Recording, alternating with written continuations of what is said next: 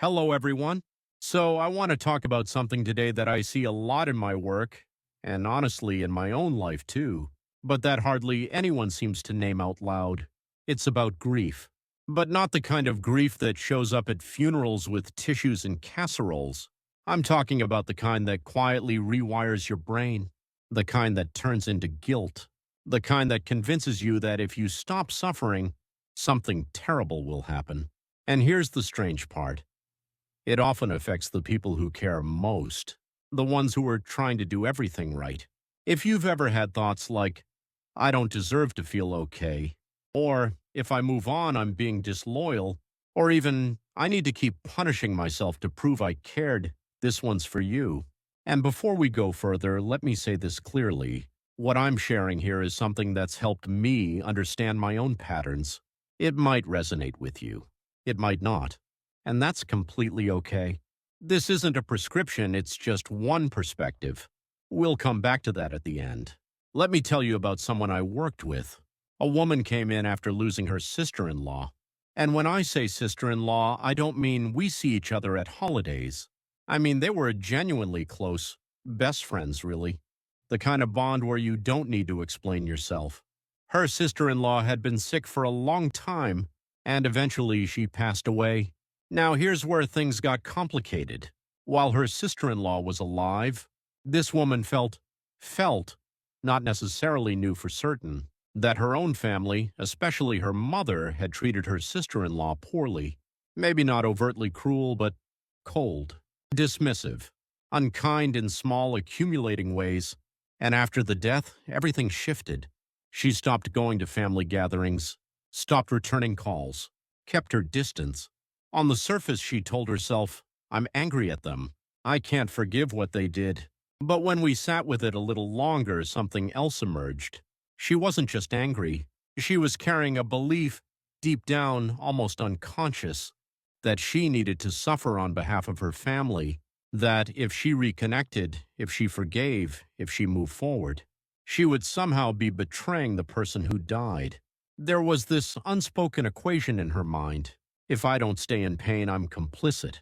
Meanwhile, her mother felt abandoned and confused, and the woman herself, miserable. No relief, no peace, just this grinding, constant ache. And she kept asking me, why am I the one who feels this bad? I'm trying to do the right thing.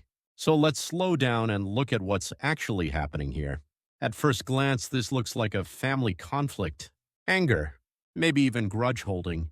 But when you deconstruct it gently, and I mean gently, because this stuff is tender, you start to see something else. This isn't hatred. This is unresolved grief that's been dressed up as moral responsibility. Here's what I mean. 1. Guilt is trying to finish unfinished love. When someone dies and we feel they were wronged, our minds go searching for balance. It's like we're trying to fix something that can't be fixed anymore. So we think, if I suffer enough, if I stay loyal through pain, if I refuse comfort, then somehow the universe will know I cared. But here's the thing, guilt doesn't always mean you did something wrong. Sometimes it just means you love someone deeply and didn't get the closure you needed. 2, you've taken on a role you were never assigned. She wasn't the one who caused the harm, if harm even happened the way she remembered it. She wasn't the decision maker in the family. She wasn't responsible for other people's behavior, but emotionally, she became the representative, the protector, the moral judge, the one carrying the weight of everyone's actions. And that's an impossible job for one person. 3, somewhere along the way, pain became confused with morality. This is the sneaky one. At some point, she absorbed this belief, if I don't hurt, I'm a bad person. But pain is not proof of love.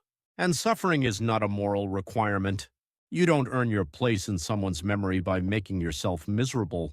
Here's what I really want you to hear, and I'm going to say it plainly. Actions that come from guilt often feel meaningful in the moment. They feel like the only honorable choice.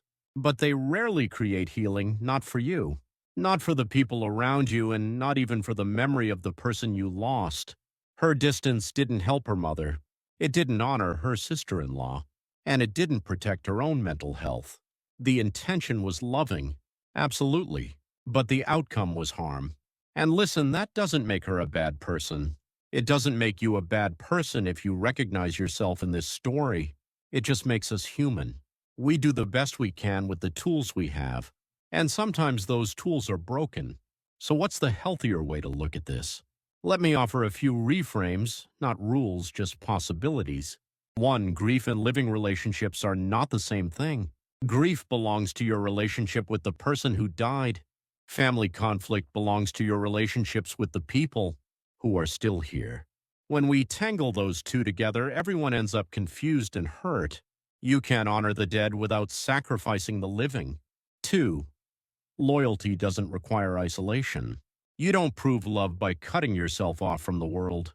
You prove love by carrying someone inside you, in your values, your memories, the way you treat others, not by turning your life into a long, slow punishment. 3. Distance is not the same as abandonment. Sometimes the healthiest choice isn't forgive everything and pretend it never happened. And it's also not burn every bridge and never speak again. Sometimes it's the messy middle. Fewer visits, shorter phone calls, clear boundaries. Polite but not deep. That's not cruelty. That's self-regulation. And it's okay. All right, so if you're sitting with this and thinking, okay, but what do I actually do? Here are 3 things that might help. Step 1, ask yourself one honest question. Is this action helping me grieve or helping me avoid grief? Because sometimes we think we're honoring someone when really we're just delaying the hard work of letting ourselves feel what we feel. Step 2, create a private ritual.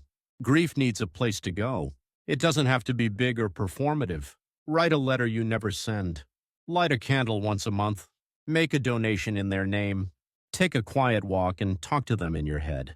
Just give it a container. Step 3, release the role you were never assigned. You are not the moral accountant of your family. You're not responsible for balancing the cosmic scales of justice. That job doesn't exist, and if it did, it wouldn't be yours. Now, here's something I need to say clearly because it matters. What I've shared here, this reframe, these steps, they're things that have helped me make sense of my own experiences, and they've helped some people I've worked with, but they are not universal truths. They're not tools you should use on other people. If someone you love is grieving in a way that looks like guilt to you, please don't send them this video and say, see, you're doing it wrong. Grief is deeply personal, and what looks like punishing yourself from the outside might be someone's way of surviving right now. So let this apply to you if it fits, but don't weaponize it against someone else. All right, let me leave you with this. If you're in that place right now where grief has turned into guilt, and guilt has turned into distance, and distance has turned into suffering, I want you to know, you are not being punished by the universe. You're hurting because you loved someone deeply, and that love is still there.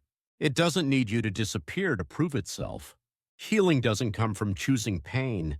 It comes from choosing honesty with a whole lot of compassion mixed in. And one more thing, because I have to say it. This video is not a substitute for professional support. If you're struggling, please reach out to a therapist, a counselor, someone trained to walk with you through this. What I've shared here is just my perspective. It's not treatment, and it's not medical advice. Thank you for being here. If this resonated, you're not alone. Take care of yourself.